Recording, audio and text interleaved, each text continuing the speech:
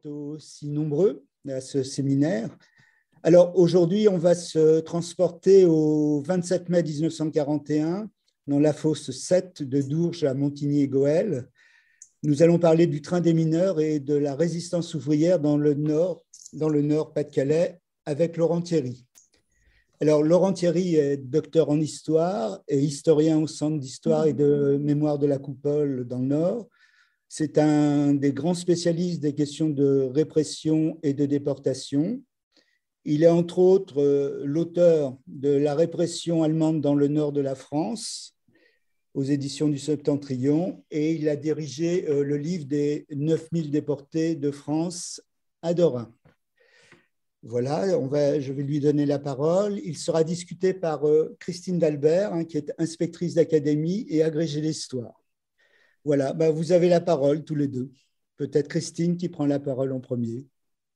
Oui, volontiers, merci Daniel. Juste une petite précision, je ne suis plus inspectrice, je suis retraitée maintenant. Bon. Mais enfin voilà, ce qui me laisse le temps effectivement d'être parmi vous. Bonjour à toutes et à tous. Je me permettrai seulement de préciser que Laurent, avec qui j'ai beaucoup discuté, a également participé évidemment à la réalisation du livre mémorial, vous savez, de la Fondation de la mémoire de la déportation, paru en 2005, et qu'il a donc une connaissance très fine des différents convois, des différents transports de déportation qui se sont dirigés donc vers l'Allemagne au cours de la Seconde Guerre mondiale. Actuellement, il est également membre du comité scientifique de la Fondation de la Résistance et il préside au comité scientifique pour le projet de rénovation du mémorial de l'internement et de la déportation de Compiègne-Royalieu. Un mot seulement pour essayer de se centrer tout de suite sur notre sujet. L'ouvrage tiré de la thèse, donc effectivement intitulé « La répression dans le nord de la France », éclaire un aspect qui était resté peut-être plus dans l'ombre que la déportation, je mets des guillemets, raciale, à savoir la déportation de répression. Et il a une focale tout à fait particulière qui est celle, au fond, des mécanismes de la répression, à la fois par les hommes, par les institutions et par les politiques répressives et sécuritaires qui ont été menées par l'occupant entre 1940 et 1944. Alors, par-delà le travail d'archives tout à fait remarquable, Laurent s'est intéressé évidemment à un cadre administratif particulier qui est notre région, Nord-Pas-de-Calais, rattachée au commandement militaire de Bruxelles, comme Jacqueline l'avait indiqué lors d'une précédente rencontre, et qui a un caractère tout à fait original, puisque par ailleurs, cette région reste, contrairement à l'Alsace-Moselle, sous l'autorité nominale de Vichy. Donc on a quelque chose de très particulier, notamment, comme il nous l'expliquera sûrement, par la place que l'autorité militaire, notamment en la personne du général von Falkenhausen, a la main très nettement sur l'appareil répressif et sur les politiques répressives. Une chronologie spécifique a été mise en valeur par l'ouvrage de Laurent. Je l'indique très rapidement puisque je pense que nous y reviendrons. Au départ, 1940-41, la politique répressive ressemble peu ou prou à celle de l'occupation de 14-18. Les otages essentiellement, quelques exécutions. 41-43, alors là le changement, et avec l'invasion évidemment de l'Union soviétique, est très net. Les internements sont très nombreux, les exécutions d'otages sont également beaucoup plus nombreuses, et on va voir également l'utilisation massive du décret Nacht und Nebel, dont Laurent, je pense, nous donnera également des précisions tout à fait intéressantes. Et puis sur 43-44, la radicalisation évidemment est très nette. C'est là que se situera un autre épisode, mais dont nous parlerons un petit peu plus tard avec Yves Le Maner, qui est celle du train de l'os. Donc au fond, nous avons deux trains très particuliers qui caractérisent notamment la répression dans notre région. Alors je ne sais pas si Laurent peut apparaître, s'il branche sa caméra. Tu es là, Christine? Voilà, merci. Je suis là. Donc ça me permet de m'adresser plus particulièrement à toi, mais bien sûr, je pense que tout le monde aura papier et crayon pour noter les questions. On va garder un petit peu de temps, je pense, pour les questions.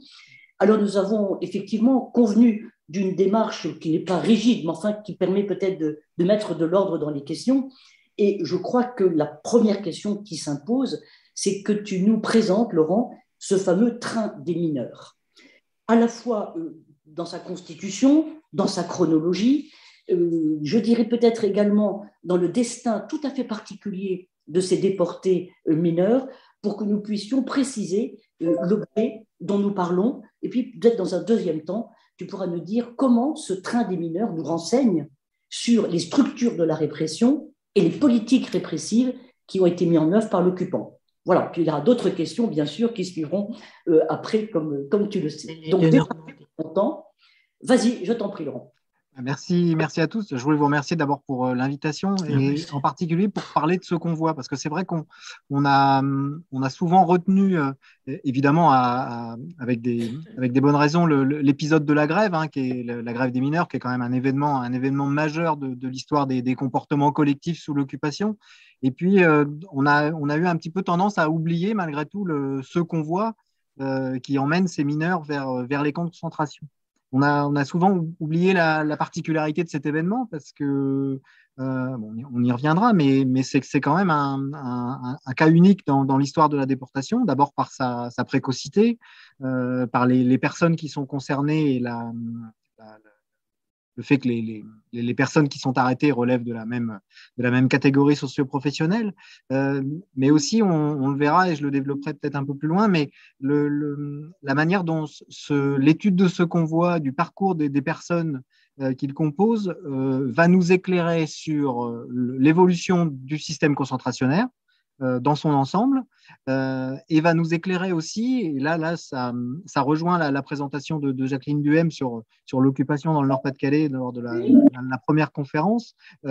C'est un événement dans l'histoire de l'occupation qui va drôlement éclairer et mettre vraiment en lumière les particularités de l'occupation et de la répression dans cette zone d'occupation, évidemment à un moment charnière qui est le bouleversement du rapport politique et la rupture du pacte germano-soviétique en juin 1941. Alors, pour revenir à la question de Christine d'Albert, le parcours et l'origine de la création de ce convoi en 1941, évidemment, c'est une mesure de répression qui fait suite à la grande grève des mineurs de mai-juin 1941. Je ne reviens pas sur l'organisation et le déroulement de la grève. Je pense que vous le connaissez plus ou moins. Ce qui va plutôt m'intéresser, c'est la manière dont vont se déclencher la répression et les mécanismes qui vont être à l'œuvre, et surtout le rapport, comme le disait Christine, le rapport aussi entre l'autorité militaire allemande et Vichy. Qu'est-ce qui se passe? Donc la grève est déclenchée le 27 mai 1941 au Puy-Dahomey. Très vite, elle prend une forte ampleur. Mais on va voir au départ une autorité militaire, l'administration militaire de l'île, qui reste très majoritairement en retrait de cet événement et qui considère en fait cet événement comme une affaire plutôt franco-française, un mouvement certes de masse, mais qui tient plus à des revendications sociales que politiques.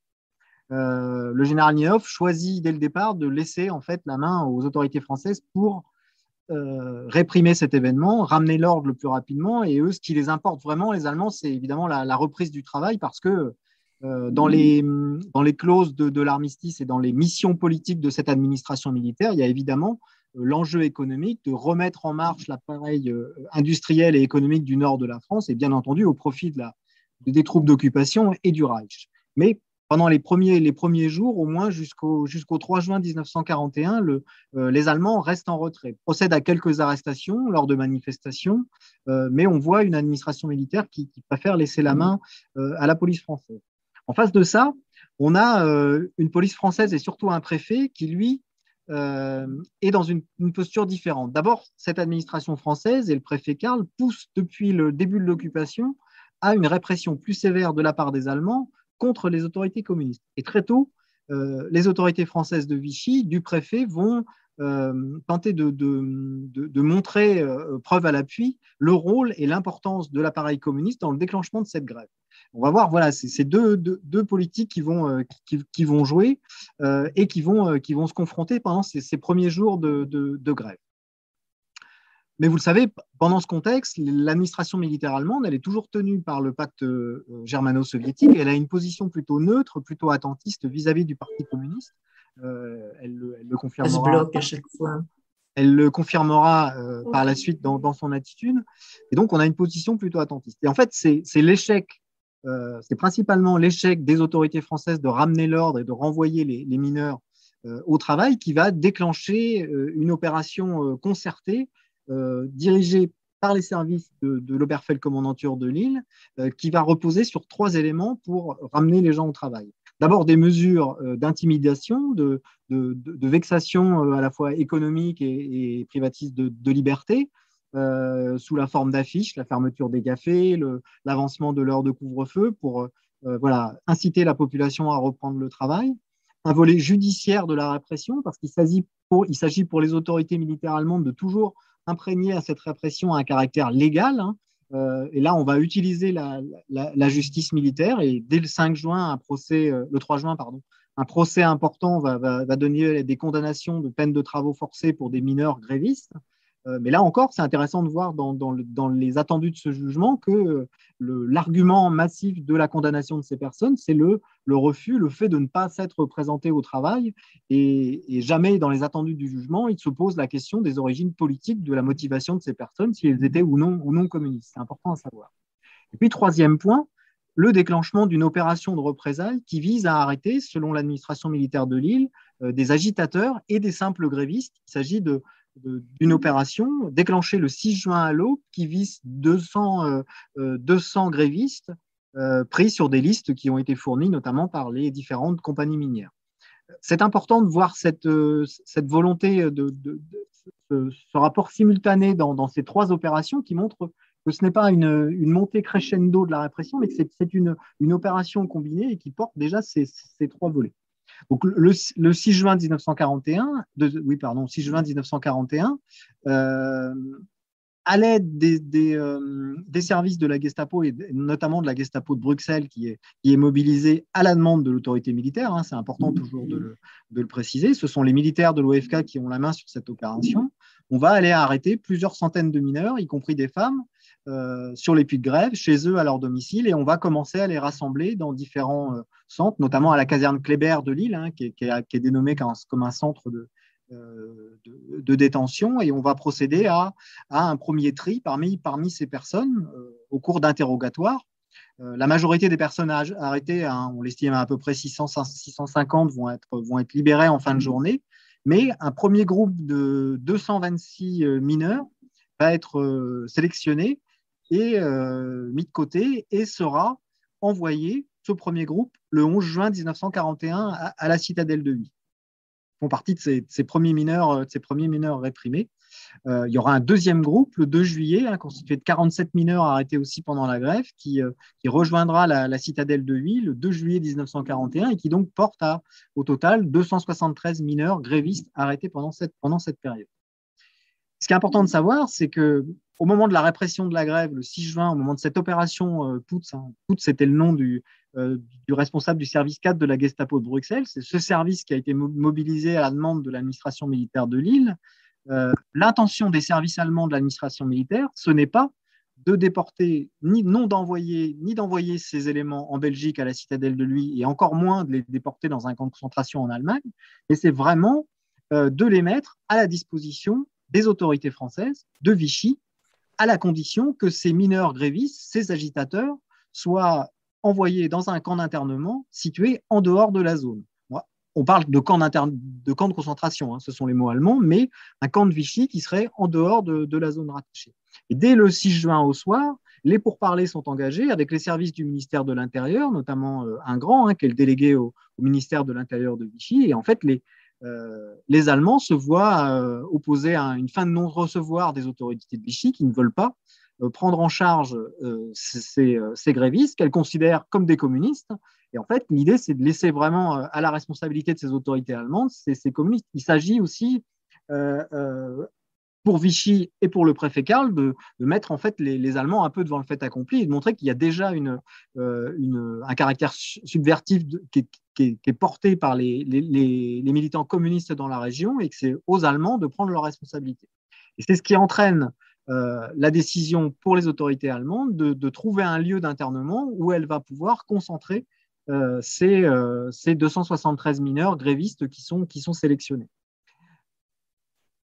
Cet événement inaugure et entraîne le recours à la citadelle de Huy. Ce qu'il faut savoir, c'est que jusque-là, la citadelle de Huy n'avait pas été utilisée par l'autorité militaire allemande pour interner des opposants. Elle a été utilisée brièvement pendant les premières semaines de l'occupation jusqu'au mois de décembre 1940, je crois, pour interner des civils britanniques qui étaient considérés comme ressortissants de pays ennemis du Reich et qui avaient été internés, des soldats britanniques, mais des gens qui avaient ensuite été envoyés pour ces soldats dans des camps d'internement de prisonniers en Allemagne. Depuis décembre 1940, la citadelle de Huy, ce fort assez froid et assez lugubre perché sur un rocher, n'est pas utilisé par les autorités allemandes.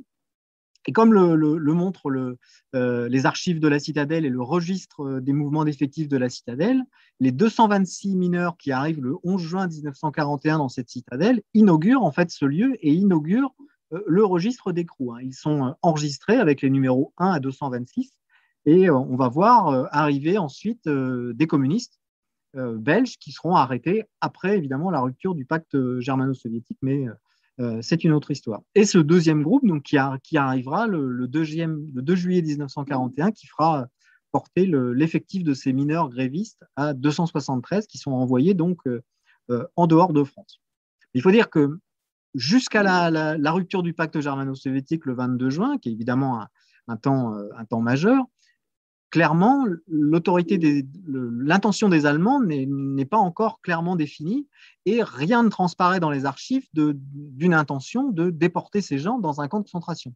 Il faut aussi se remettre dans le contexte de cette période de 1941.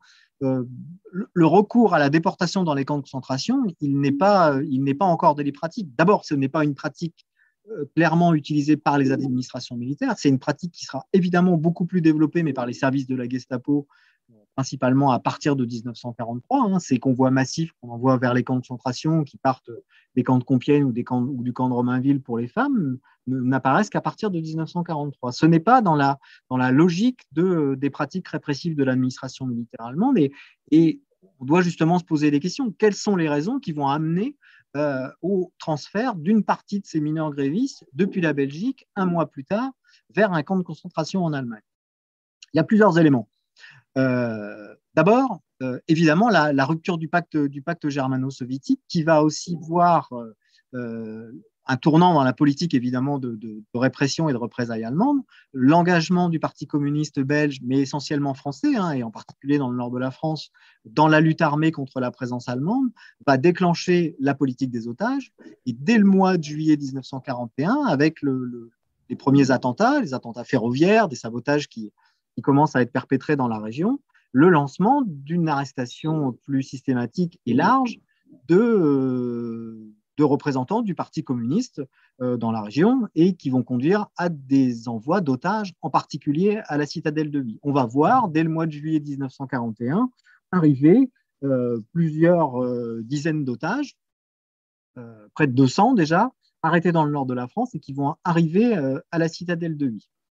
Dans le même contexte, on voit, du fait de l'augmentation des arrestations, notamment de ces otages, mais aussi d'une accélération de la répression de la part des autorités militaires, on voit que les Allemands cherchent à ouvrir de nouveaux lieux d'internement et à profiter de nouveaux lieux d'internement pour pouvoir incarcérer un plus grand nombre de personnes.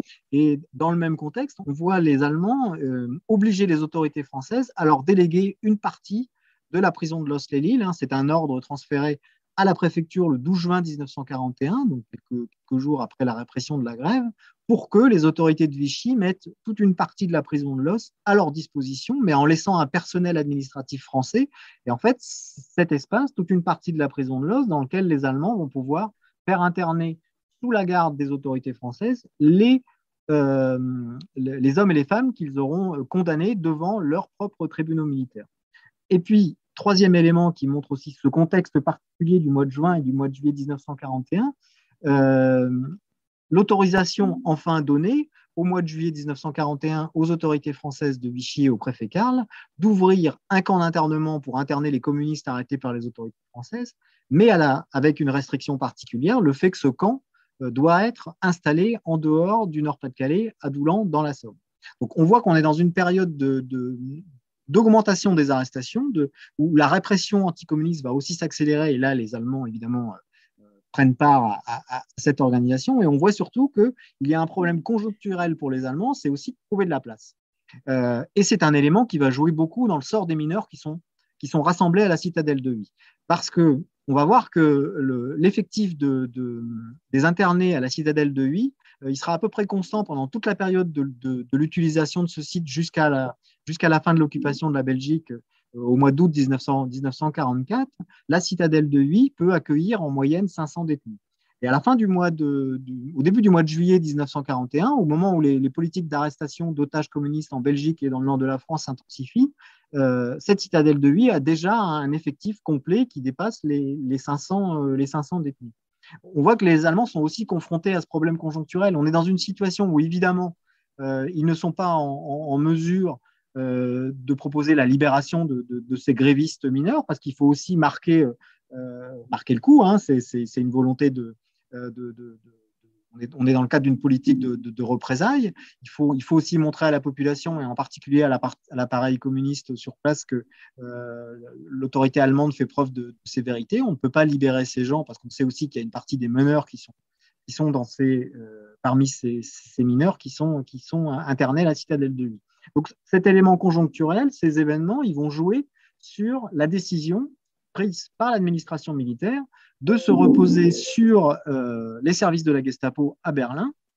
Et là, on va utiliser un levier juridique qui a été mis en place dans le territoire du commandement militaire allemand de Belgique et du nord de la France, une ordonnance du 4 février 1941 qui permet de mettre en place ce qu'on appelle la Sicherheitshaft, c'est-à-dire la détention de sécurité, qui est considérée comme l'équivalent de la Schutzstaff, qui est utilisée pour la procédure administrative pour envoyer des détenus dans un camp de concentration telle qu'elle est appliquée depuis 1933 à l'intérieur du Reich. Il s'agit pour les autorités militaires de trouver un moyen d'envoyer ces mineurs et de aussi gagner de la place à la citadelle de Huy. Et donc, des démarches entre le 2 juillet et le 9 juillet sont engagées auprès des services de la Gestapo à Berlin pour organiser le transfert d'une partie de ces mineurs vers un camp de concentration. Alors, je vous le disais, c'est peut-être important de le préciser à ce moment-là, le décalage aussi entre les chiffres, c'est 273 mineurs qui sont internés à la citadelle de Huy, et le fait que le 23 juillet 1941, au matin, au moment de l'appel à la citadelle, ce sont 244 qui sont sélectionnés pour être déportés vers le camp de concentration de Sachsenhausen près de Berlin. L'écart s'explique quand on étudie le parcours dans le détail de ces personnes. En fait, entre le 2 juillet 1941 et le 23 juillet 1941, on observe l'évasion de 7 de ces détenus parmi les grévistes qui réussiront à s'échapper au cours de 2 évasions assez spectaculaires de la citadelle de Huy, un groupe de 2 et un groupe de 5 qui parviendront à s'évader. Et puis, un groupe de 22 prisonniers qui, pour des raisons diverses, beaucoup sont malades, ont eu des problèmes pulmonaires du fait des conditions particulières de la citadelle. C'est un lieu où il fait très froid, très, très humide. Il n'y a aucun équipement pour accueillir ces grévistes en 1941 quand ils arrivent. Il faut tout préparer. Beaucoup vont tomber malades. En fait, 22 de ces détenus seront libérés par les autorités allemandes le 14 août 1941, ce qui explique l'écart entre ce nombre de personnes arrêtées, envoyées en Belgique à la citadelle de Huy et ensuite déportées vers le camp de Sachsenhausen. Donc l'organisation de ce convoi si particulier, parce qu'en fait, si on y regarde bien, ce n'est pas un convoi qui part de France. La décision de les envoyer dans un camp de concentration, elle n'est pas prise au moment où ils sont internés en France, elle est vraiment prise au moment où ils sont déjà rassemblés en Belgique. Et c'est davantage un convoi qui part de Belgique, même s'il emmène exclusivement des personnes qui relèvent du contexte français. Le choix du lieu du camp de Sachsenhausen n'est pas anodin non plus.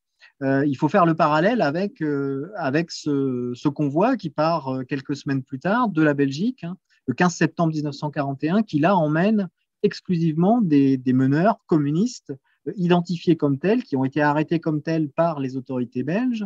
Et là, le choix se fait vers le camp de Neuengamme. Ce sont 255 détenus belges qui vont rejoindre ce camp de concentration. Et la différence est importante parce que pour les services de la Gestapo, vous le savez, il y a une classification des camps qui a été instaurée dès 1941 à la demande d'Heydrich. Et en fait, en fonction de la catégorie et de, comment dire, du devenir qui est prévu pour ces détenus, on va choisir un camp de destination. Par exemple, le camp de Mauthausen était le seul de catégorie 3 qui était réservé à ceux qui ne pouvaient pas sortir des camps de concentration, qui étaient jugés irrécupérables. Et le fait qu'on envoie ces 244 mineurs au camp de Sachsenhausen, qui est un camp de catégorie 1, qui est un camp qui est considéré comme un camp dans l'esprit nazi, dans lequel le détenu peut être amené à être rééduqué, entre guillemets, remis dans le droit chemin, peut-être dans les critères nazis, va jouer beaucoup sur l'avenir de ces déportés et de ces mineurs, mais on y reviendra parce que c'est évidemment un élément important. Donc le convoi part de la gare de Huy avec ses 244 mineurs dans la journée du 23 juillet. Alors, autant vous dire qu'on n'est pas dans l'image collective de la mémoire de la déportation de ces convois massifs qui emmènent 1000 à 2000 détenus en 1943 et 1944 avec des gens parfois à 90, 100 ou 130 personnes par wagon. Là, les conditions sont relativement différentes et moins difficiles, mais malgré tout, ce sont 2 jours de transport. Le convoi arrive après une halte à Aix-la-Chapelle où les services de la Gestapo d'Aix-la-Chapelle prennent en charge le convoi. Le convoi arrive au camp de Sachsenhausen dans la soirée du 25, du 25 juillet vers 19h. Et c'est le 26 juillet dans la matinée que ces détenus sont enregistrés. Les archives du camp de Sachsenhausen montrent bien que les 244 mineurs arrivent vivants et vont être immatriculés très rapidement dans la série des 38 000, qui est la série d'immatriculation au moment du mois de juillet 1941. À Sachsenhausen, on va avoir une immatriculation progressive en fonction de l'arrivée des détenus jusqu'à la fin de la guerre. Voilà la progression de ce convoi. Et puis, l'histoire de ces déportés ne s'arrête pas à Sachsenhausen. Mais je pense qu'on y reviendra un petit peu plus tard, peut-être dans les questions de Christine, mais ces 244 déportés vont connaître le sort et les grandes mutations du système concentrationnaire tel qu'il va être renouvelé, opéré dans ces années 41, 42, 43, avec un grand nombre de bouleversements. Ils vont être au cœur de ces mutations. D'abord, ces 244 vont être pour la plupart dispersés dans l'ensemble du système concentrationnaire. C'est-à-dire qu'on va en retrouver au fur et à mesure des transferts, très rapidement, parfois dès 1941, une part importante est transférée dans les différents grands camps. On va les retrouver en Autriche à Mauthausen, on va en retrouver à Auschwitz, à Dachau, dans des nouveaux camps qui sont créés en 1942, comme le camp de Gross-Rosen, qui est situé en Pologne. Donc, on va voir une véritable dispersion de l'ensemble de ces déportés à l'intérieur du système concentrationnaire. On en retrouvera même 2 sur l'île de Guernesey, 2 qui ont été rattachés à une brigade volante du camp de Neuengamme et qui sont envoyés travailler dans un commando spécial sur l'île de Guernesey. Enfin, on voit, ils sont vraiment dispersés. Il faut aussi préciser qu'évidemment, ils font partie des tout premiers, j'allais dire occidentaux, mais même français, à arriver dans les camps de concentration. Les Français arriveront de manière massive et beaucoup plus importante qu'à partir de 1943, du début 1943. Donc, ils sont vraiment à l'aune de l'internationalisation des camps de concentration et des différentes populations qui vont arriver dans ces camps.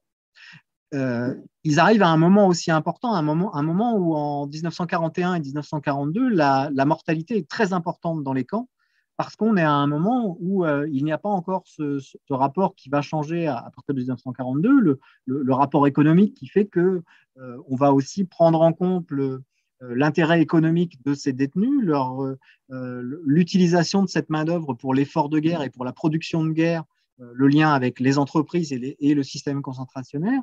Et en 1941-1942, la mortalité dans les camps, avant l'intervention notamment d'ordre d'Himmler, au mois de décembre 1942, a peu d'importance.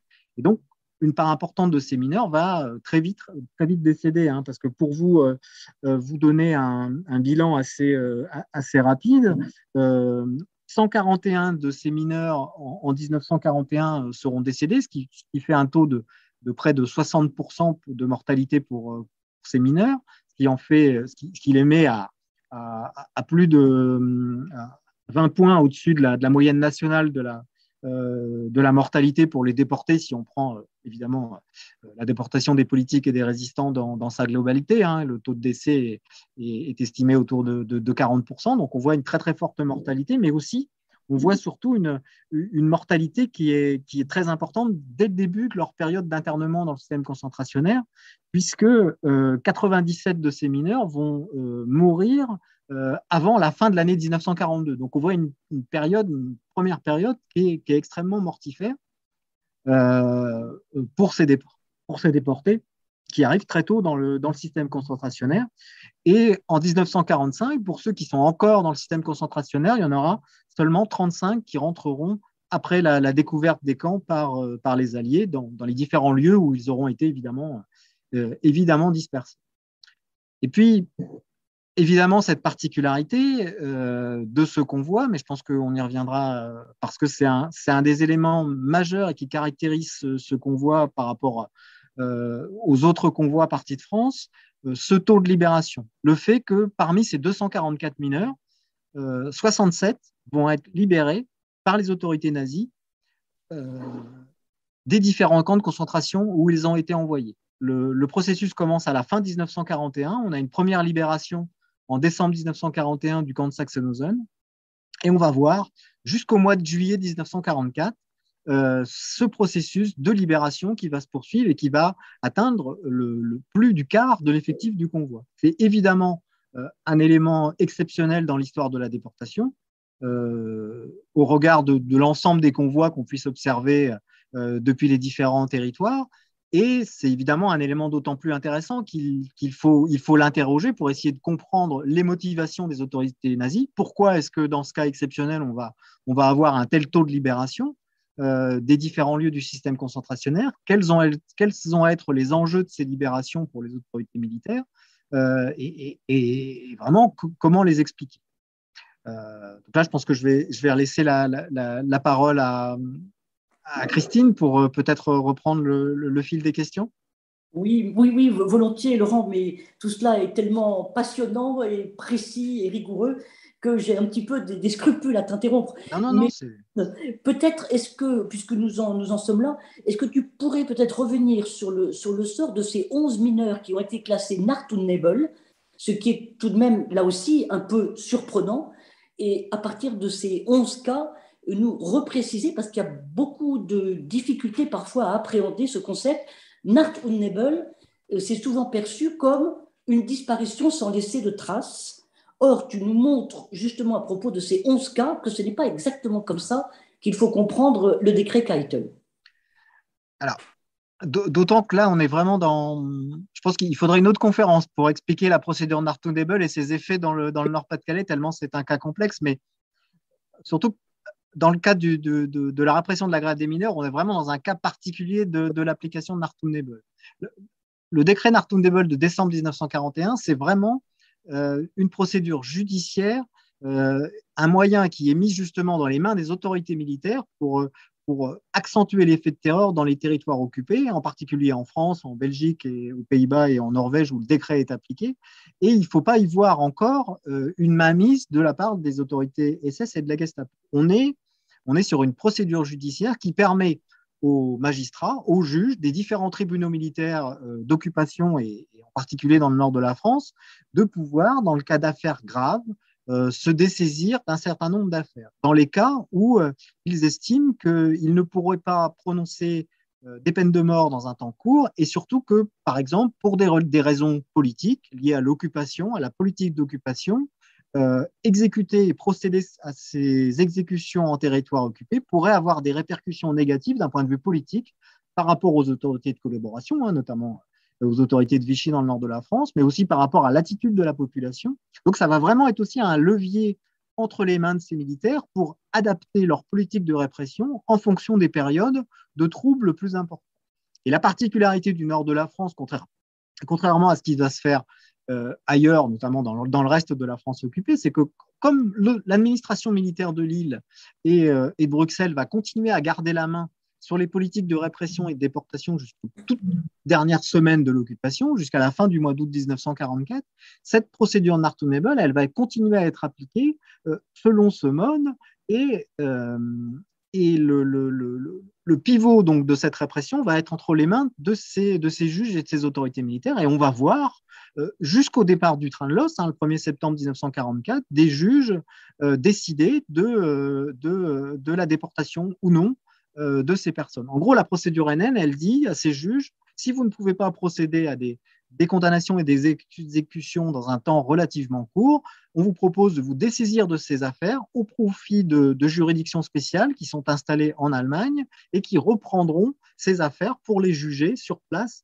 avec le temps qu'il faudra. C'est-à-dire qu'on va voir des hommes et des femmes, une fois qu'elles sont classées NN à la suite de ces demandes, tout ça est dans un cadre juridique très précis, c'est-à-dire que le juge du tribunal, au regard des dossiers qui sont transmis par les différentes polices, par la Gestapo, mais aussi par les polices militaires d'occupation, fait une demande de dessaisissement, on appelle ça une Abgabe dans les documents allemands, auprès des services administratifs de Bruxelles, auprès du général Falkenhausen. C'est une procédure qui est engagée dès le printemps 1942 pour le nord de la France et pour la Belgique. Il demande l'autorisation au service de Bruxelles de se dessaisir de ces affaires et donc des personnes qui sont évidemment inculpées dans ces affaires.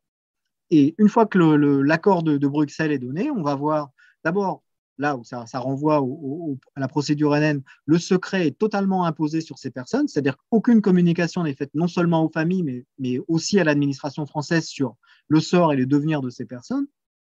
Et on va voir s'organiser de manière très très régulière, au départ de Los, au départ d'Arras, des convois de ces personnes dirigés vers des prisons de détention préventive, d'abord dans la Ruhr, principalement à Essen, à Bochum, puis depuis des bombardements de la Ruhr vers la Haute-Silésie, notamment à la prison de Groß-Teplitz en Haute-Silésie, où ces gens vont être rassemblés dans des prisons de détention préventive, en attente d'un éventuel jugement qui viendra et qui ne viendra pas pour la majorité de ces détenus.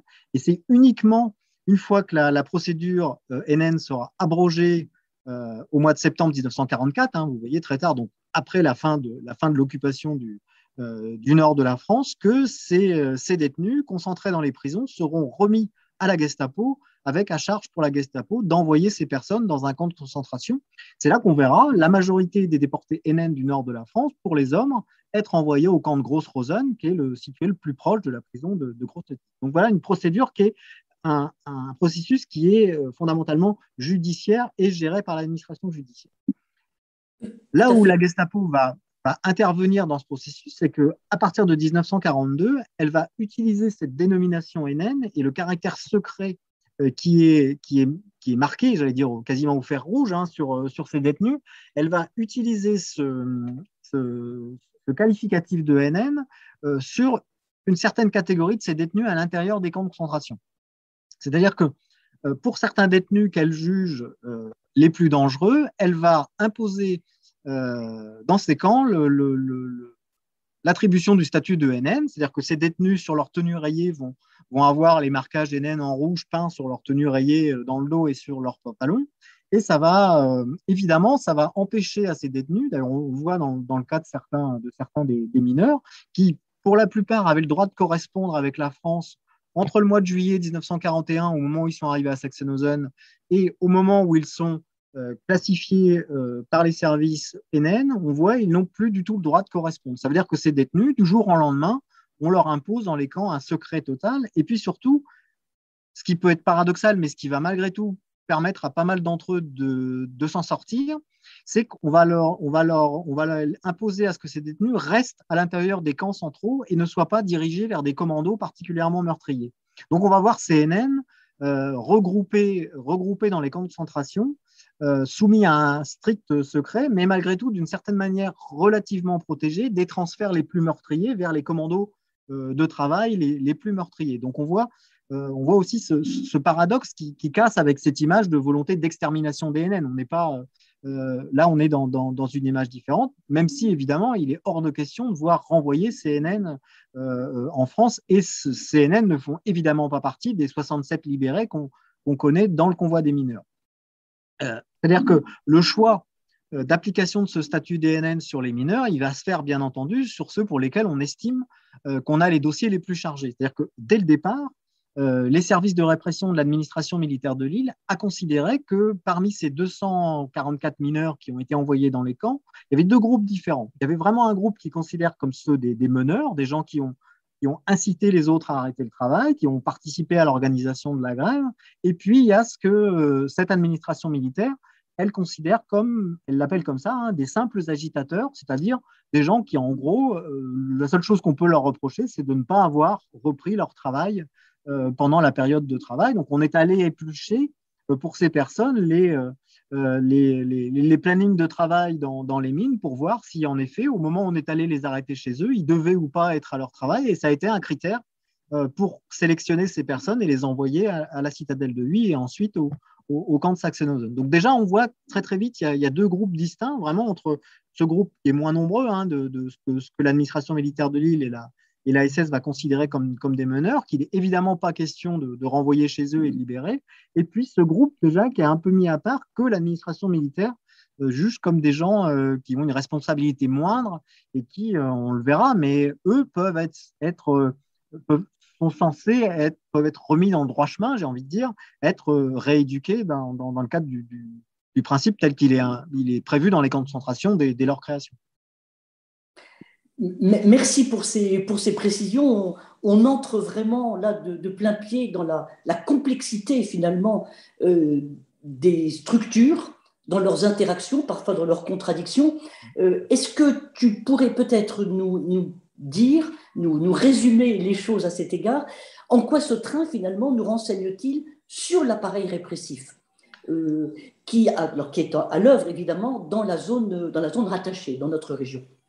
Et là, je crois que pour y répondre, il faut vraiment s'intéresser à ces libérations parce que, évidemment, elles surprennent. Ce n'est pas l'image que l'on a de la déportation dans les camps de concentration. Quand on sait que parmi ces 67, vous en avez 2 qui sont libérés d'Auschwitz en octobre 1943, vous en avez, alors la majorité, près d'une cinquantaine, je crois, ou 45, sont libérés du camp de Sachsenhausen où ils ont été restés, mais vous en avez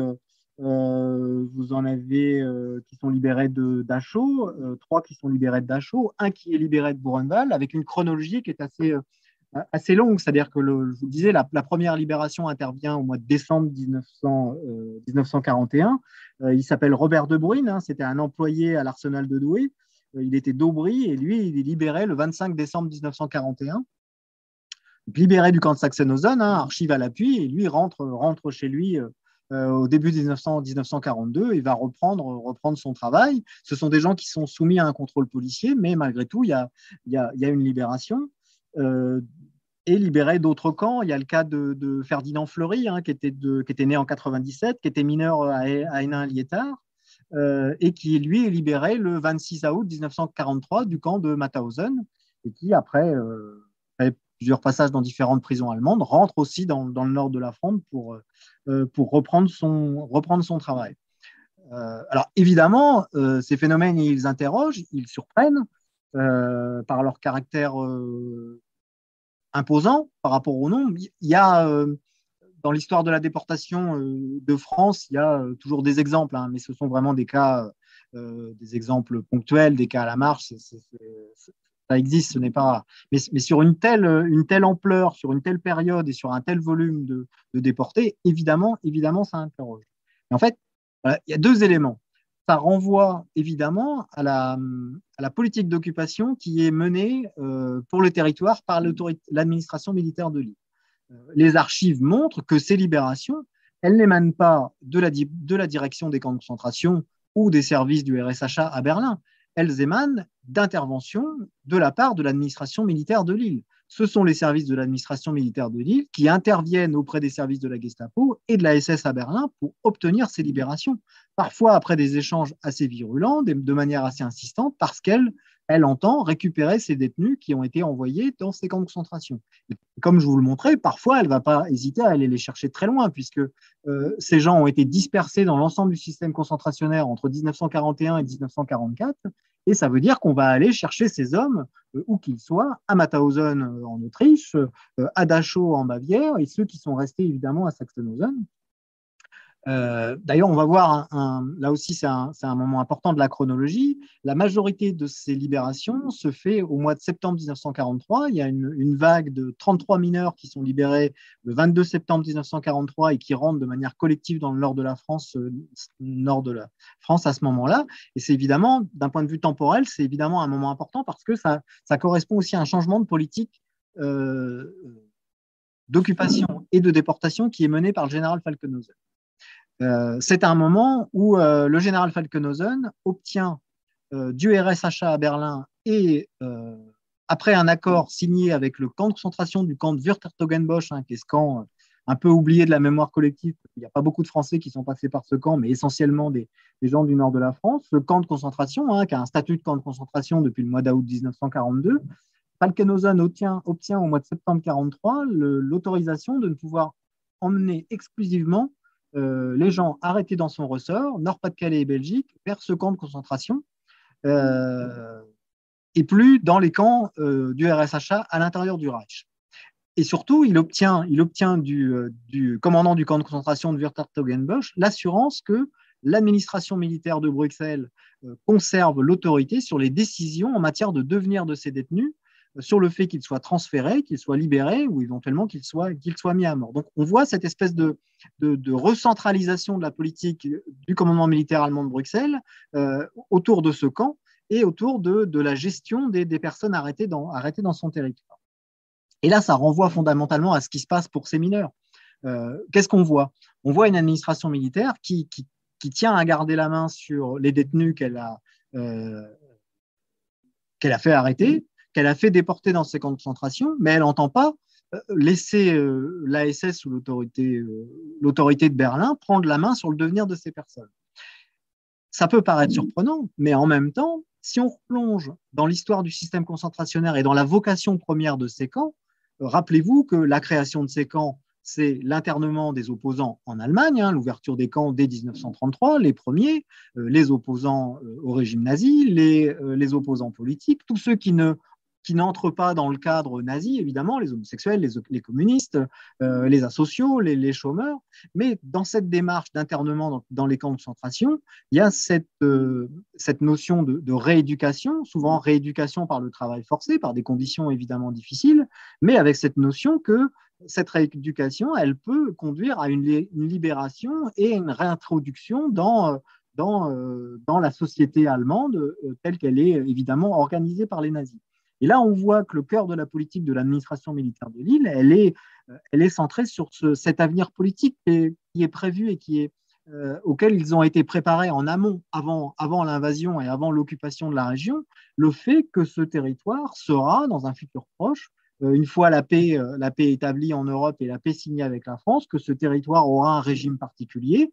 Il sera, entre guillemets, nettoyé des populations jugées inassimilables par les nazis, les juifs, les communistes, évidemment. Ça rejoint le fait qu'on refuse aux autorités françaises de créer un camp d'internement pour les communistes dans la région. Les Tziganes, on le verra et on entendra Monique Edbeau en parler prochainement, les Tziganes, le fait qu'on soit la seule zone où les Tziganes aient été arrêtés et soumis à un processus de déportation systématique vers le camp d'Auschwitz à la fin 1943. On voit cette volonté de nettoyer, à la fois de nettoyer cette zone de ces éléments jugés incompatible avec la vision qu'en a évidemment le nazisme pour un tel territoire, et puis aussi ce qui revient dans ces rapports de cette administration militaire, l'idée de préserver ce qu'elle appelle ses relations locales, c'est-à-dire avec tous les cadres de l'administration française, tous ceux qui sont là pour le fonctionnement de ce territoire d'occupation, et avec cet objectif politique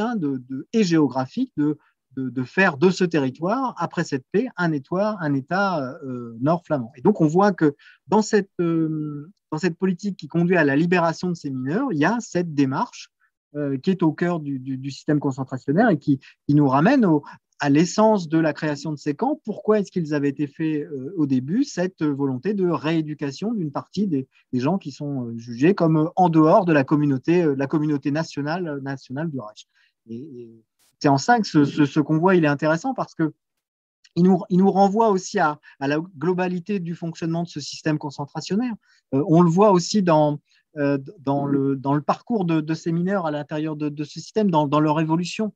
On a une image assez globale du vécu des déportés dans les concentrations en France, mais qui correspond en fait beaucoup plus à celle de ces déportés qui arrivent à partir de 1943 et massivement en 1944. Si vous regardez les mineurs, ça casse un peu nos représentations. Quand ils arrivent en 1941, d'abord, ils ont le droit de correspondre, mais ils ont le droit de correspondre en français. On dit toujours que les déportés dans les camps sont obligés d'écrire en allemand, parce qu'évidemment, il y a la censure. Mais quand vous regardez en 1941, jusqu'à la fin 1942, les lettres qu'ils envoient du camp de Sachsenhausen ou des autres camps, de Buchenwald, on a des exemples, ils ont le droit d'écrire en français, parce qu'on n'est pas encore à un moment où la population des camps, elle est énorme et elle a été évidemment exponentielle en 1943.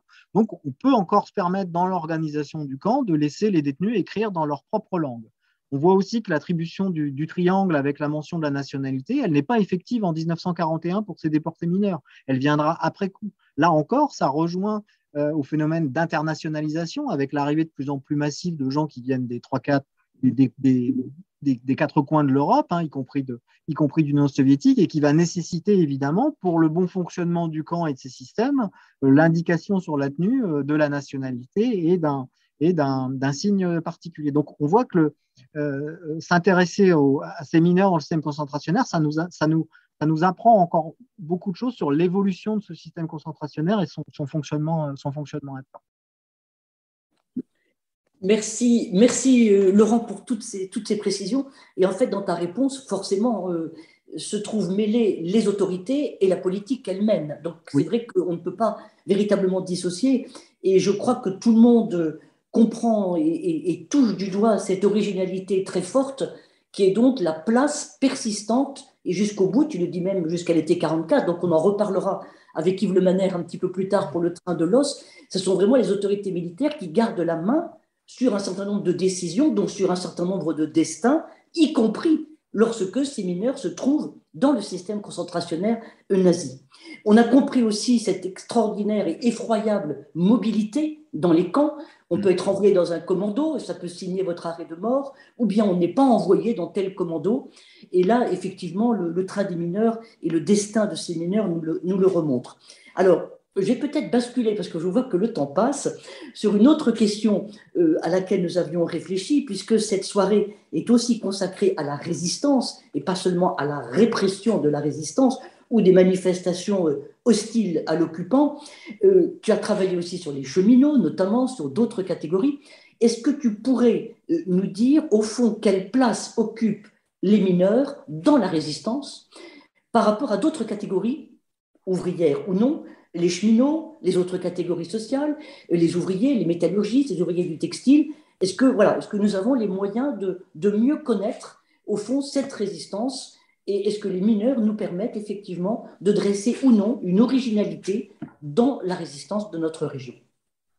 Alors, la question de la manière comment dire, de caractériser cet événement qu'a été la Grande Grève des mineurs, elle a évidemment longtemps occupé les débats historiographiques, même politiques. Je crois qu'aujourd'hui, il y a un véritable consensus de la part des historiens depuis déjà un certain temps, depuis les travaux d'Olivier Courchide notamment, sur le fait que oui, le déclenchement de la grève, son organisation était davantage lié à des préoccupations sociales et ouvrières, et que la mobilisation de masse fait que, évidemment, on a là un engagement patriotique de refus, évidemment, de travail, de se soumettre à l'autorité militaire allemande et de Vichy, et que, évidemment, l'engagement de ces centaines d'hommes et de femmes, il ne faut pas oublier le rôle, évidemment, fondamental des femmes dans l'organisation et dans le déroulement de cette grève, il a évidemment un corps patriotique et qui rejoint évidemment un des plus grands engagements collectifs, et surtout le premier, opéré en France contre la présence de l'occupant et évidemment la collaboration du gouvernement de Vichy. Ça rejoint, si on voulait faire un parallèle un peu sur les motivations et sur la reconnaissance de cet événement en tant qu'acte de résistance, ça rejoint un peu la répression de la grande grève, pas de la grande grève, pardon, de la grande manifestation patriotique qui est organisée le 11 novembre 1943 à Grenoble. Et là, on voit, il y a eu aussi tout un débat. Il a fallu beaucoup de temps pour que les personnes, donc il y a près de 365 hommes qui sont arrêtés au cours de cette manifestation patriotique. Hein. Beaucoup vont être déportés à Buchenwald et à Dora à la suite de cette manifestation. Et là encore, il faudra des années, un petit peu comme les mineurs, pour que ces hommes puissent reconnaître le caractère patriotique de leur engagement, de leur présence au moment de cette grève. Pour revenir aux mineurs, il faut voir que d'un point de vue administratif aussi, pour leur reconnaissance en tant que déportés, vous savez, ce statut qui est créé par la France en 1948 qui donne une reconnaissance et une pension aux anciens déportés ou à leurs ayants droit, évidemment, pour les disparus. Il marque vraiment la différence. C'est aussi une spécificité française entre le déporté politique qui englobe en fait toutes les catégories de déportés hors résistants, à la fois les déportés raciaux, qui n'ont pas de qualificatif administratif propre, qui sont considérés comme déportés politiques, mais ça englobe aussi les raflés, les gens arrêtés pour motivation politique, et qui fait bien la différence avec le déporté résistant qui doit prouver qu'il appartenait à une organisation de résistance et qui a été arrêté pour un motif de résistance. Et les mineurs et leurs familles du convoi des mineurs vont être confrontés à cette espèce d'obstruction administrative. Puis il y a aussi qu'on est dans le contexte de la guerre froide. Il ne faut pas l'oublier que pour l'administration française, à partir de 1948, on considère beaucoup cet événement comme un événement politique dirigé par les communistes. Donc il faut savoir que la très grande majorité de ces déportés du convoi des mineurs se verront refuser systématiquement le titre de déporté résistant et n'auront, entre guillemets, que le statut de déporté politique, qui évidemment, d'un point de vue honorifique d'abord, et puis reconnaissance nationale est moindre, on peut le comprendre, mais aussi à des enjeux aussi économiques par rapport à la pension qui est reversée. Et il y a une différence très importante entre la pension de déporté politique et déporté résistant. Donc ça va jouer aussi sur l'après-guerre et sur la reconstruction et la construction de cette mémoire.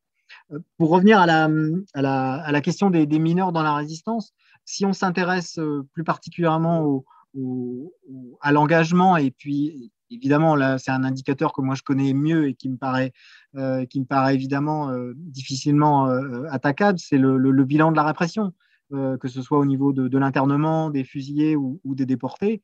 Et on voit que, évidemment, les mineurs forment la catégorie socio-professionnelle la plus représentée parmi les victimes de cette répression. Alors, dans le convoi des mineurs, c'est évidemment très difficile de mesurer quel était l'engagement à la base de ces personnes, faire la différence entre simples grévistes et gens qui avaient des motivations aussi politiques et patriotiques.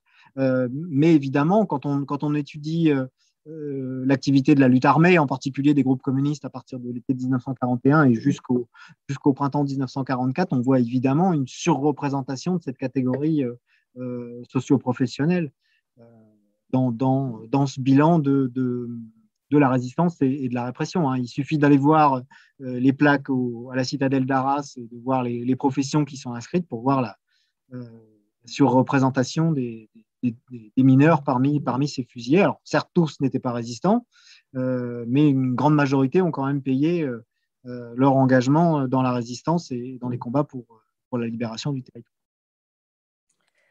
Alors, que je mette la vidéo, tu as également travaillé, Laurent, dans le cadre de ta place, si je puis dire, à la Coupole Delfaux, sur la liste des 7700, je crois, personnes réprimées dans notre région. Et c'est vrai qu'utiliser le biais de la répression pour tenter de quantifier l'engagement résistant, qui est toujours très difficile à faire. Donc, les mineurs ont effectivement une place particulière, comme tu viens de le dire. Qu'est-ce que l'on trouve comme autre catégorie socio-professionnelle ? De très majoritairement un milieu ouvrier, industrie, textile, évidemment, mais qui rejoint aussi les grands ensembles socio-professionnels liés à la région. Et puis dans les cadres, on voit à partir de 1943 là une résistance plus urbaine, où on voit une catégorie, évidemment des catégories plus aisé, j'allais dire, intervenir, mais de manière beaucoup moins massive. Là, le rôle de la classe ouvrière, des mineurs dans la résistance, c'est certainement ce caractère beaucoup plus massif, ça serait un terme évidemment exagéré, mais en nombre évidemment beaucoup plus important. Mais ça rejoint, ça rejoint aussi le fait qu'il y a un terreau aussi qui est davantage prédestiné évidemment à prendre la lutte, parce qu'aussi on a aussi une population qui est plus adéquate à répondre au mot d'ordre du Parti communiste, et les ordres du PC à partir de juillet 41, c'est de s'engager dans la lutte armée et de lutter de la manière la plus importante contre la présence de l'occupant. Donc c'est aussi ces ressorts qui expliquent cette surreprésentation de cette catégorie socio-professionnelle dans la résistance. D'accord. Donc, on est toujours évidemment dans le cadre de notre thématique, qui est la déportation de répression, hein, bien sûr. On a écouté Lily Daniel il y a 15 jours qui nous a parlé de son parcours et de la déportation, je mets des guillemets, raciale. Est-ce que l'on pourrait revenir peut-être sur l'originalité de ce train? Tu nous en as déjà parlé, mais tu as eu la possibilité de travailler sur des centaines d'autres trains dans le cadre du livre mémorial donc, de 2005, si ma mémoire est bonne. Est-ce qu'on pourrait esquisser là aussi une forme de comparaison entre ce train et puis les autres dont on a pu travailler, pour certains d'entre eux d'ailleurs, un petit peu ensemble? Alors, il y a plusieurs éléments à prendre en compte. J'en ai déjà un petit peu parlé, mais évidemment la chronologie. On est évidemment bien en amont des politiques de déportation de masse qui vont se déclencher très majoritairement pour les politiques et les résistants à partir du début 1943, avec quelques exceptions en 1942, mais la politique de déportation de masse, c'est quand même à partir de janvier 1943, avec ses premiers convois vers le camp de Sachsenhausen, là aussi d'ailleurs, hein, les convois de janvier 1943.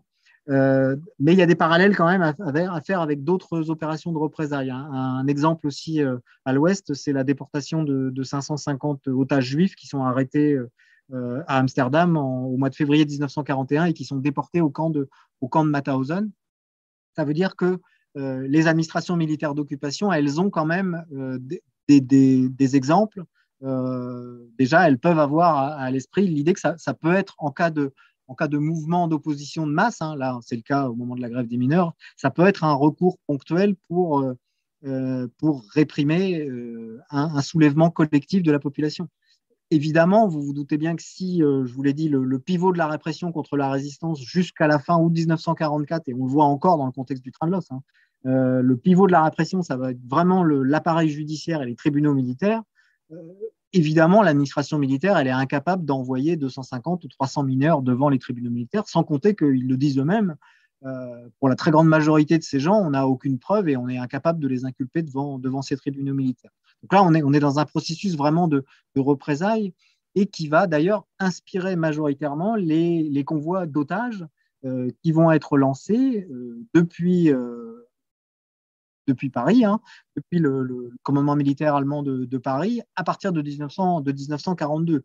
Vous savez, en France, à la suite des premiers attentats communistes contre la présence allemande en France à partir de l'été 1941 et de l'intensification, le commandement militaire, le général von Stubnagel à Paris, va lancer l'idée, en plus des exécutions d'otages massifs de communistes et de juifs, la déportation à l'Est de centaines d'otages judéo-communistes. Là, on fait directement la liaison entre cet ennemi idéologique, hein, le judéo-bolchevique, et va demander l'organisation de convois de représailles massifs. Pour des raisons techniques de manque de train, ces convois ne vont pas pouvoir démarrer au mois de décembre 1941 comme c'était prévu, mais on va voir les premiers convois de masse, des convois d'otages qui vont être aussi pour la SS en France l'occasion de commencer le processus qui nous amènera à la déportation de la solution finale, parce que les deux premiers convois d'otages qui partent de France le 27 mars 1942 et le 5 juin 1942 sont des convois exclusivement formés d'hommes juifs en âge de travailler, parce que là, on répond aux critères de la politique des otages. On voit ces deux premiers convois, et puis ce premier convoi d'otages, mais là, majoritairement formé d'otages politiques, très majoritairement des communistes, qui part le 5 juillet 1942 du camp de Compiègne et qui va emmener plus de 1600 hommes au camp d'Auschwitz où ils seront tatoués au mois de juillet 1942. Donc voilà, ce convoi des mineurs, qui est un convoi de représailles face à un mouvement collectif, il va servir aussi d'exemple, de matrice pour ces déportations qui sont engagées en 1942. Le basculement, vous savez, c'est évidemment le rapport économique dans le Reich qui fait qu'à la fin de 1942, le système économique et le système des camps de concentration se croisent et vont évoluer évidemment dans les mêmes objectifs, avec la mise à disposition des détenus des camps de concentration pour les entreprises, pour l'industrie, voire la création de camps-usines, de commandos-usines. Hein, c'est le cas de la création de Dora pour la production des fusées V2. Évidemment, ça va avoir des conséquences et cet événement va faire que Berlin va demander l'envoi de plus en plus massif de déportés dans les camps de concentration. Ce sont des ordres d'Himmler qui arrivent en décembre 1942 avec deux parallèles intéressants. Hein. On parlait tout à l'heure de la mortalité dans les camps. Un ordre qui est envoyé à tous les médecins SS des camps de concentration en leur disant que dorénavant, la priorité pour ces médecins dans ces camps, ce n'est pas de pousser à une mortalité excessive, mais c'est de préserver la force de travail d'une majorité de détenus. On voit aussi un basculement sur le rapport à la mortalité, même si évidemment la mortalité elle va continuer à exploser, mais dans les textes, en tout cas, c'est comme ça que c'est présenté. Et puis, évidemment, un afflux massif de plus en plus de déportés qui va aussi avoir des conséquences sur l'accélération des déportations depuis la France vers ces camps de concentration. Et on voit un processus qui démarre en janvier 1943. Ce n'est pas un hasard si on envoie au mois de janvier 1943 plus de 1600 hommes au camp de Sachsenhausen. C'est dans le contexte de la création du nouveau commando d'Heinkel, hein, qui est un commando où il va falloir assembler, fabriquer des avions pour l'aéronautique de guerre allemande. Et on voit qu'il y a une véritable commande entre les besoins de l'industrie de guerre et gérée par le système concentrationnaire, et une accélération de la déportation aussi depuis la France, qui va être encore exacerbée à partir du printemps, enfin de l'été 1943, avec la création du camp de Dora, où là, Dora va devenir un espèce de lieu prioritaire où c'est pas un hasard si l'intégralité des convois d'hommes qui partent de France entre la fin janvier 1943 et la fin janvier 1944 sont exclusivement des convois dirigés vers le camp de Buchenwald, parce qu'il s'agit d'alimenter le programme Dora, qui est très coûteux en hommes parce qu'il y a une très très forte mortalité, que dans l'imaginaire nazi, on doit aussi envoyer des spécialistes et que donc il faut envoyer majoritairement des Français à côté des Russes et des Polonais. Donc on voit qu'il y a dans ce processus. Et là, on retrouve l'utilisation des mineurs dans le système concentrationnaire, c'est-à-dire que ces mineurs survivants, ils vont être les premiers acteurs de cette mutation à l'intérieur du système. C'est-à-dire que non seulement leurs compétences propres en matière de creusement de galeries, d'aménagement de galeries, pour l'enfouissement de la production militaire aéronautique, évidemment, qui est importante pour le Reich du fait des nombreux bombardements qui interviennent à partir de 1943 sur le Reich. Ces compétences vont dicter aussi leur transfert dans ce cadre du rapport économique.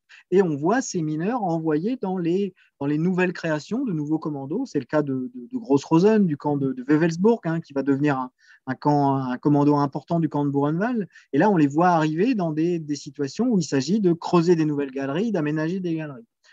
Un cas le plus flagrant, c'est peut-être encore Dora, avec la sélection, c'est le mot, hein, de 65 mineurs, la très grande majorité ceux du Nord-Pas-de-Calais, en septembre 1943, choisis exclusivement parmi cette profession. Hein, c'est là qu'on voit aussi l'importance pour la SS du suivi à l'intérieur des camps, ce processus administratif de fichage, hein, des informations sur l'origine, les professions de ces détenus, qui va permettre 2 ans après leur arrivée dans les camps, de sélectionner des mineurs du Nord-Pas-de-Calais pour les envoyer dans ces travaux de galerie à Dora au mois de septembre 1943. Donc on voit qu'ils sont malgré eux, hein, évidemment, au cœur de cette mutation et de ces grandes évolutions du système concentrationnaire, liées aussi, évidemment, toujours à une accentuation du travail forcé dans ces camps et du lien avec l'industrie de guerre au sens large à l'intérieur du Reich. Oui, tout à fait. C'est tout à fait intéressant de voir que c'est une manière, évidemment, après ça, de changer d'échelle et d'interroger les rouages de ce système absolument implacable. Alors, j'ai regardé ma montre, je le confesse volontiers, non pas parce que c'est un signe d'ennui, mais c'est parce que le temps est contraint. je risquerais, en espérant ne pas trop retirer de temps de parole à celles et ceux qui voudraient poser des questions, je risque une dernière question qui est celle de la place de ce train dans la mémoire régionale et dans la mémoire nationale. Je dois dire, je suis dans la région depuis plusieurs décennies, je ne précise pas le nombre de décennies, mais avant de venir dans la région, eh bien, je n'en avais pas entendu parler. C'est-à-dire que, voilà, place dans la mémoire régionale, elle est évidente. Dans la mémoire nationale, c'est peut-être pas tout à fait pareil. Non, c'est vrai.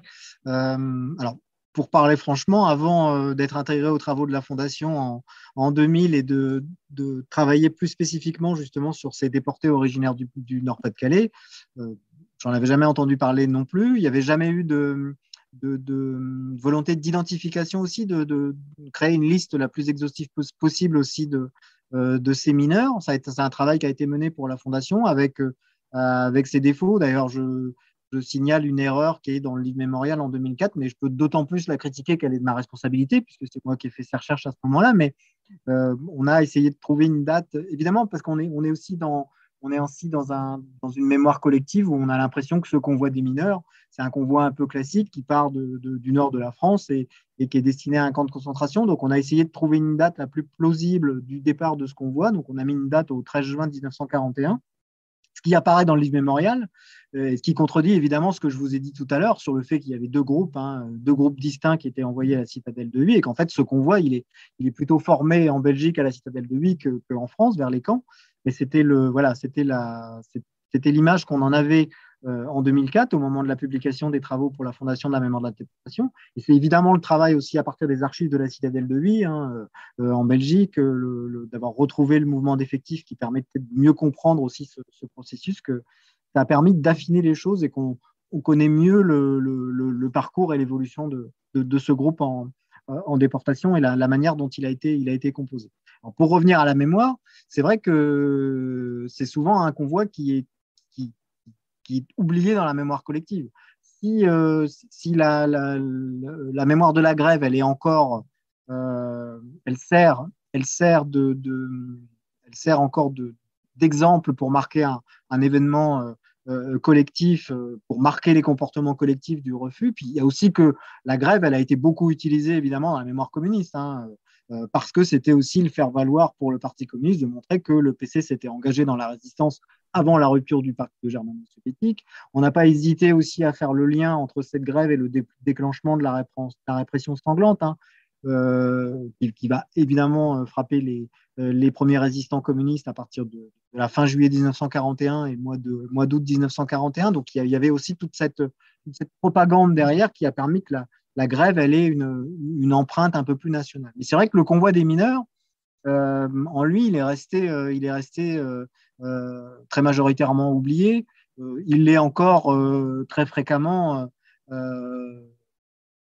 dans les interventions extérieures, et c'est un peu toujours les spécificités de cette zone qu'on est toujours obligé continuellement de rappeler que la résistance n'est pas forcément née à Lyon avec Jean Moulin, qu'il y avait aussi une résistance aussi précoce dans ces territoires. Ça fait partie de cette mémoire un peu occultée qui évidemment oublie que la déportation n'est pas un phénomène centralisé uniquement à Paris, que tous les déportés ne sont pas partis de régions parisiennes et qu'il y a aussi des cas à la marge. J'ai envie de dire, c'est le cas du train de l'os, c'est aussi très majoritairement oublié dans la mémoire nationale parce qu'on considère que ce sont des événements régionaux. Donc c'est aussi voilà, oui, je pense que c'est un convoi qui est relativement oublié encore aujourd'hui et peut-être même de la mémoire régionale, peut-être aussi parce qu'il renvoie à cette seule catégorie socio-professionnelle et qui est aujourd'hui évidemment du fait du démantèlement des mines, c'est aussi une mémoire qui est peut-être plus difficilement portée aujourd'hui. Merci beaucoup vraiment Laurent pour toutes ces précisions. Il nous reste quelques minutes. Je pense peut-être qu'il y a des questions. Je vais peut-être redonner la parole à Daniel. Je ne sais pas si tu m'entends. Oui, je t'entends. Oui, très bien. Peut-être est-ce qu'il y a des questions qui sont arrivées, j'imagine. Oui, il nous reste 10 minutes. Merci, hein, merci Thierry, merci Christine pour ce travail passionnant. Euh, Essayons d'utiliser ces 10 minutes pour poser quelques questions.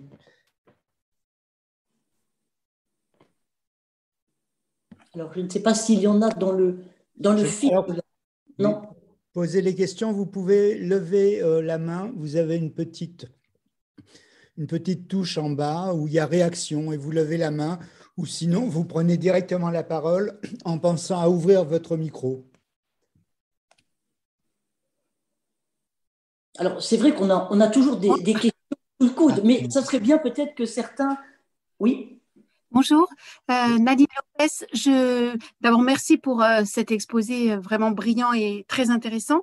Je voulais savoir s'il y avait eu des mouvements de solidarité par les travailleurs en Belgique et s'il y avait eu aussi des résistances, voilà, s'il y avait eu, et si dans la mémoire en Belgique, il y avait aussi eu un travail de fait. Alors, il y a, ce qu'il faut savoir, c'est qu'il y a eu une grève un peu similaire quelques semaines avant, au mois de mai 1941 en Belgique, hein, dans les mines, mais la répression n'a pas du tout eu le même effet, hein. Les représailles ont été d'une intensité bien moindre. Il n'y a pas eu de déportation et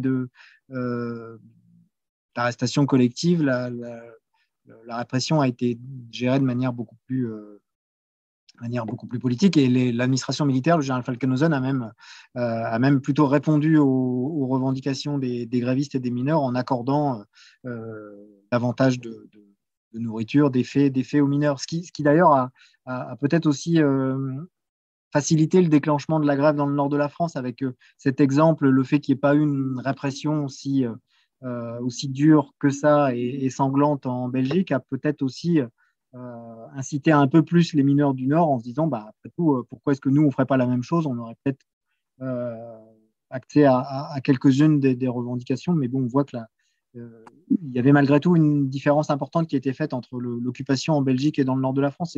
Et dès le début, on le voit, hein, parce que le général Falkenhausen prend bien conscience qu'il a à gérer deux territoires en fait très différents, avec une population très différente. Ces territoires de Belgique, hein, qui sont composés de 4 parfaits commandatures, et cette cinquième qui est le nord de la France. Et c'est pour ça que très très vite, il va donner aussi une très très forte autonomie au général Niehoff à Lille, en lui déléguant vraiment une partie importante de ces questions d'occupation, de répression et de lien avec les autorités locales. Donc, alors, ce qu'on peut dire sur l'effet de solidarité en Belgique, non, je ne pense pas, parce que d'abord, pendant la période de l'occupation, il y a eu très très peu de communication, de propagande qui ont été faites autour de la grève. C'est un événement qui a été connu au niveau local, mais qui n'a pas eu forcément d'effet boomerang ou d'effet de communication d'abord dans le reste de la France et puis en Belgique. Et puis, c'est aussi à noter, et c'est là la différence aussi avec la politique de répression qui sera menée plus tard contre les otages communistes dans le nord de la France et en Belgique, c'est que si vous regardez bien les effets de la répression, l'organisation de ce convoi, jamais l'administration militaire ne va utiliser cet événement par le biais d'affiches ou par le biais de quelconque propagande pour essayer de terroriser la population. Jamais aucune affiche ne va indiquer que ces mineurs ont été déportés dans les camps de concentration, qu'on ne sait pas ce qu'ils deviendront. Ça ne va pas être un argument utilisé dans la propagande nazie. Alors que, évidemment, on menacera d'exécution, on fera des affiches pour les déportations d'otages en 1942 vers le camp de Mauthausen, hein, c'est un autre système qui est mis en place vers un autre lieu, mais qui a des conséquences aussi dramatiques. Donc, on voit que c'est quand même un phénomène très ponctuel. Évidemment, c'est un temps important dans la chronologie de l'occupation, mais malgré tout, il ne faut pas y voir non plus la grève et la répression de cette grève comme un marqueur ou comme un tournant dans la politique d'occupation et de répression. Et une fois que la grève va être réprimée, on va très vite voir l'administration militaire de Lille et son autorité à Bruxelles revenir à une pratique utilisée dès le début de l'occupation et qui va reposer à nouveau principalement sur ces polices et ces tribunaux militaires. Alors, Laurent, il y a Oui, il y a une question. Pardon. Oui, non, non, excuse-moi Daniel. Juste pour dire qu'effectivement, dans la conversation, il y a deux questions enfin, qui se répondent un petit peu. Une première question donc, qui concerne l'arrestation des mineurs. Est-ce qu'elle est liée, même tu as un petit peu abordé la problématique, à un véritable engagement politique ou syndical? Et puis, on revient un petit peu aussi sur l'engagement des cheminots. Est-ce que tu peux peut-être nous redonner quelques précisions là-dessus? Alors, sur les mineurs, oui, j'en ai un peu parlé, c'est ce que j'ai dit, hein. Il y a, évidemment, pour les Allemands, il y a la volonté d'arrêter les organisateurs et les meneurs, hein. Si on fait appel au service de la Gestapo, si l'administration militaire, elle a ses propres polices, hein, elle a des troupes elle a ses services de la GFP qui sont une police militaire, mais et là encore, jusqu'à la fin de l'occupation, cette administration militaire de Lille, elle va vraiment utiliser les compétences propres de ces différents services. Les polices militaires, elles sont davantage destinées à arrêter les organisations de sabotage, les organisations d'aide aux personnes recherchées, que ce soit les aviateurs, les résistants, au convoyage. La Gestapo, la police SS, parce qu'évidemment c'est une erreur de la Gestapo, mais la CIPO-SD, l'administration militaire la considère au même titre que ces polices militaires comme un outil qui est dans un cadre de mission propre et définie. Et la mission principale de la CIPO-SD, ce sont ces missions politiques, hein, d'identification des opposants, les communistes, les francs-maçons, évidemment les juifs. Et ce service de la Gestapo, il faut aussi se remettre dans le contexte et avoir l'image. On est sur un groupe d'hommes, ils sont 6 à la Madeleine, en 1941. Ils ont un seul bureau, à cette époque-là qui est à Lille. Il y aura une annexe qui sera créée à Douai, et la Gestapo dans le nord de la France, c'est juste ces 2 antennes. Ce sont des effectifs qui sont très maigres et qui vont avoir un rôle vraiment politique contre ces organisations. Donc, c'est là que l'administration militaire de Lille, je vois que la lumière s'éteint, elle fait appel à ces différents services pour aller cibler, évidemment. Désolé. Oui. Désolé. Je suis à la console, c'est une coupure de courant et ça déclenche l'alarme de la console. Ça va s'arrêter, mais je ne peux pas faire grand-chose. Juste peut-être pour dire sur ce que tu viens de dire, il me semble que tu précises dans ton ouvrage qu'au fond, les mineurs arrêtés, ou ceux qui sont arrêtés à l'occasion de cette grève, sont d'abord ceux qui ont cessé le travail. Et que la politique répressive, elle vise essentiellement ces refus de travail et donc ces refus de participer, au fond, à la machine de guerre et à remplir les engagements de l'armistice. Et donc, pour revenir sur la question, il n'est pas certain que tous ces mineurs arrêtés l'aient été pour des raisons d'engagement syndical avéré. Ah non, et c'est clair dans les rapports de l'administration militaire au moment de l'arrestation. Ce que je disais, hein, c'est cette différence entre ce qu'ils les appellent eux-mêmes, hein, des meneurs, des gens qui ont engagé le mouvement de grève, et ils essaient d'identifier des meneurs, et puis cette grosse majorité, et c'est pour ça qu'on va avoir ces libérations, c'est que dès le départ, l'administration militaire, elle considère que la majorité de ces gens qui ont été arrêtés, ils sont arrêtés simplement pour refus de travail, et que refus de travail, ça ne peut pas conduire à les laisser dans les concentrations voilà. pendant des années. C'est pour ça qu'elle va intervenir pour les faire revenir et les voir revenir dans son secteur. Tout à fait. Merci beaucoup. Alors, il y a une toute dernière question, parce qu'il faut qu'on essaye de terminer à l'heure. C'est Alain Alperne qui a levé la main. Alain, tu as la parole. Merci. Félicitations encore une fois pour l'intervention de Laurent Thierry. 2 petites questions. La première, c'est qu'après cette grève dont on vient de parler abondamment, est-ce qu'il y a eu d'autres grèves de mineurs? Oui. Première question. Pardon, Deuxième question, vous allez voir, elle est très simple. Est-ce que la presse française de l'époque, officielle ou non, hein, je pense à La Voix du Nord par exemple, au réseau de La Voix du Nord, est-ce que cette presse a mentionné cette grève? Alors, pour répondre à la question, évidemment, l'ampleur de la répression en 1941 va évidemment pas inciter ni le Parti communiste ni les mineurs à vouloir se rengager dans un mouvement de grève, mais malgré tout, en 1943, septembre-octobre 1943, on va voir alors un mouvement qui, lui, est est complètement oublié de la mémoire collective, qui a pourtant les mêmes conséquences, sauf qu'on est beaucoup plus tard, on est dans un cadre où évidemment, là, l'opposition, l'activité de la résistance, elle est beaucoup plus intense, donc c'est peut-être pour ça que cet événement, il est un peu à la trappe, mais c'est peut-être aussi parce que ça revient à ce que je vous disais tout à l'heure sur ce basculement de la politique. C'est parfait, Sylvie. Alors, comme Michel est là, je te le passe. Comme ça, moi, j'ai fait un petit tour. Il faudrait fermer votre micro. Et Michel va te dire un petit bonsoir. Je pense que c'est M. Lonck qui a laissé son micro et qu'on entend. OK. Alors, attends, on essaie de... Donc, en septembre-octobre 1943, il y a des nouvelles grèves qui sont organisées, massives. On retrouve à peu près les mêmes effectifs du nombre de grévistes.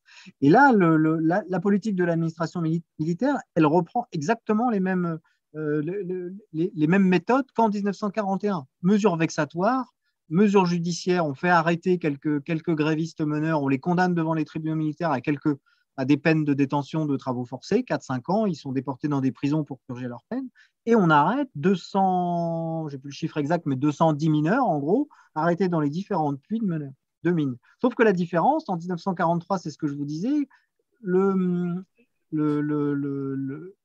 fait que l'administration militaire de Lille et de Bruxelles, elle a été confrontée à ces problèmes face à la Gestapo, de pouvoir faire libérer et faire revenir ces détenus. C'est pour ça que Falkenhausen, je vous disais, il engage en septembre 1943 une politique qui est beaucoup plus concentrée sur son territoire. Et c'est à ce moment-là qu'il prend accord avec le camp de concentration de Wurt aux Pays-Bas.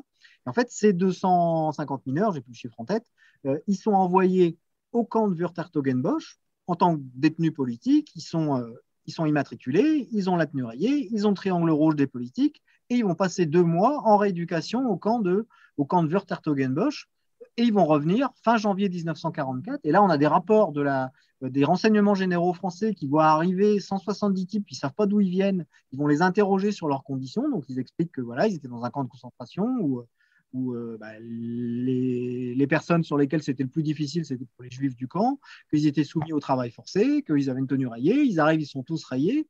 Mais voilà, on est encore dans cette politique de rééducation. On les a envoyés 2 mois et demi dans un camp de concentration, on les fait revenir, on les remet au travail. Et évidemment, l'objectif, c'est d'inciter tous leurs camarades à ne pas réitérer d'arrêt de travail.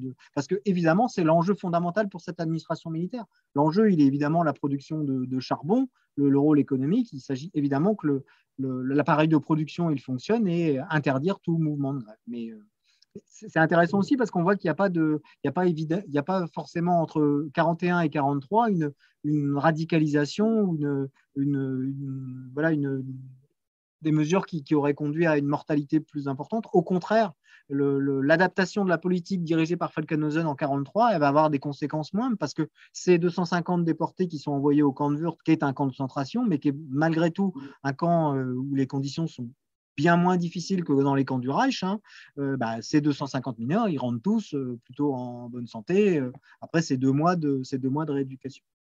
Alors après, en ce qui concerne l'utilisation de la grève, oui, la grève a été, si je ne dis pas de bêtises, la BBC a fait dans une des émissions à la suite du mouvement a évoqué cette grève, mais alors oui, la Voix du Nord, si ma mémoire est bonne aussi, je n'ai pas la date exacte à parler de la grève, mais ça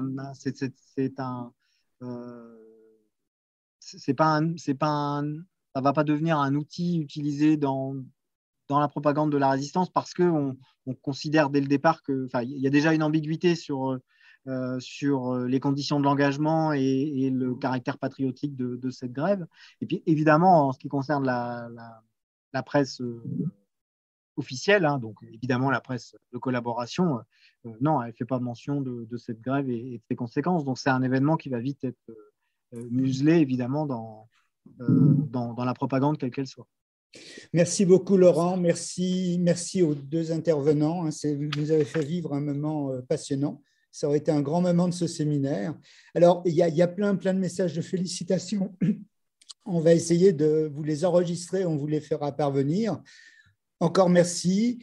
On se retrouve dans 15 jours. Dans 15 jours, on parlera de femmes résistantes et déportées dans le Nord. C'est Catherine Lacour-Aston qui parlera de ce sujet.